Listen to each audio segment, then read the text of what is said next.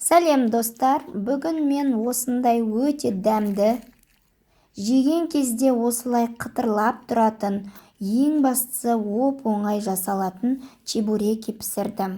Құпиясын білгіңіз келсе, видеоның соңына дейін қараңыздар. Ең алдымен тесто дайындап аламыз. Ол үшін бізге кішкене тұз, су, сұйық май және ұн қажет болады. Мөлшерлері астыда описанияда жазылады әдеттегідей. Бұл рецепттегі тестоның құпиясына келетін болсақ, қолданатын суымыз міндетті түрде ыстық қайнап тұрған күйінде болуы қажет. Осылай тестомызды біріктіріп, қамыр илеп аламыз да, жарты сағатқа салафанға салып, бөлме температурасында алып қоямыз.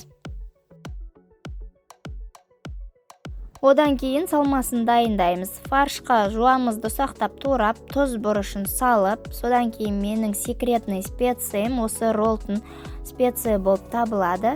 Өте ерекше дәм береді.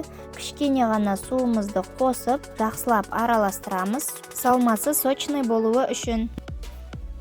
Мінекей қамырымыз дайын болды, тынығып. Енді осылай барлығын турап алып, домалатып дайындап аламыз.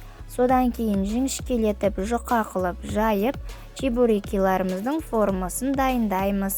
Айтпақшы достар, рецепттер ұнап жатса, лайк басып каналға тіркелуді ұмытпаймыз. Және чебурекидің ішіне салмасын жұқа қылып салыңыздар, өйткені пісірген кезде қапыл пісіп, шикілеу болып қалуы мүмкін. Чебурекиларды алдымен осылай қолымызбен қысып алып, содан кейін шанышқымен өрнектерін салып жасаймыз. Негізі тестісінің осылай қытырлақ болып шығуы үшін уксусты, арақты қосып жасайды екен. Мен осы рецепті бұрыннан қолданамын. Осы рецепт маған ұнайды. Өте қарапайым заттардан тұрады және қытырлақ болып, тестісі жыртылмай, согын ішінде ұстап тұрады. Мінекей өте дәмді қытырлақ чебурекиларымыз дайын болды. Ас болсын.